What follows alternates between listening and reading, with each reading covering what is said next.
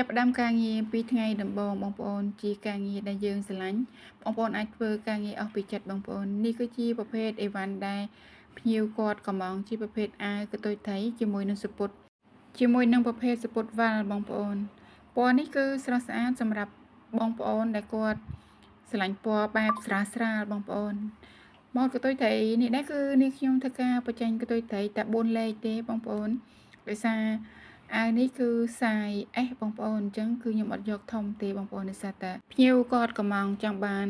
ទំហំមកល្មមនេះកតុយថៃបងប្អូនការដេរគឺជាតិចនិចមួយសម្រាប់បងជាងដេរនិងបងដែលគាត់ទើបតែចាប់ផ្ដើមដោយសារវិធីសាស្ត្រក្នុងការដេរគឺយើងចំណាយពេលយូរបងប្អូនបើសិនជាបងប្អូនចង់ចេះដេរ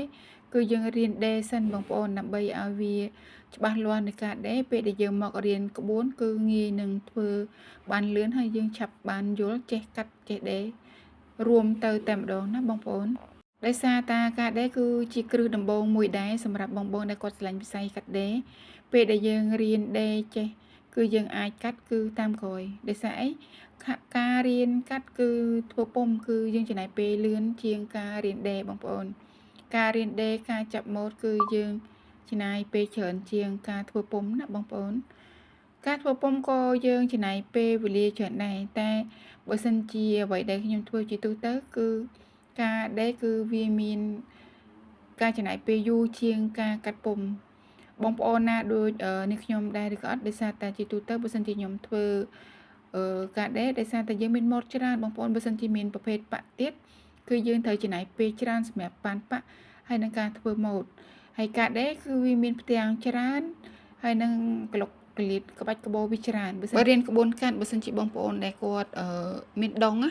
គឺគាត់ឆ្លាតគាត់រៀនលឿនបងប្អូនអត់ប្រើពេលយូរទេ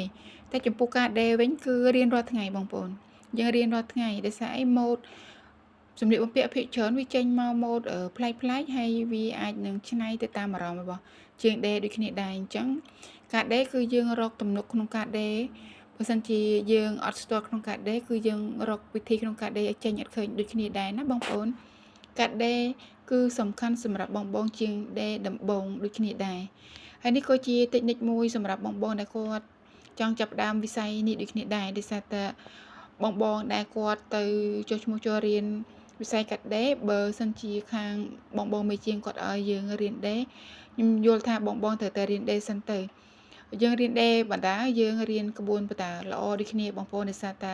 ពេលដែលយើងចេះក្បួនគឺយើងចេះដេរមកទាំងព្រមណាហើយការដេរវាមានតិចនិចដូចក្បួនកាត់ដូចគ្នាដែរបងប្អូនដោយសារតែការដេរ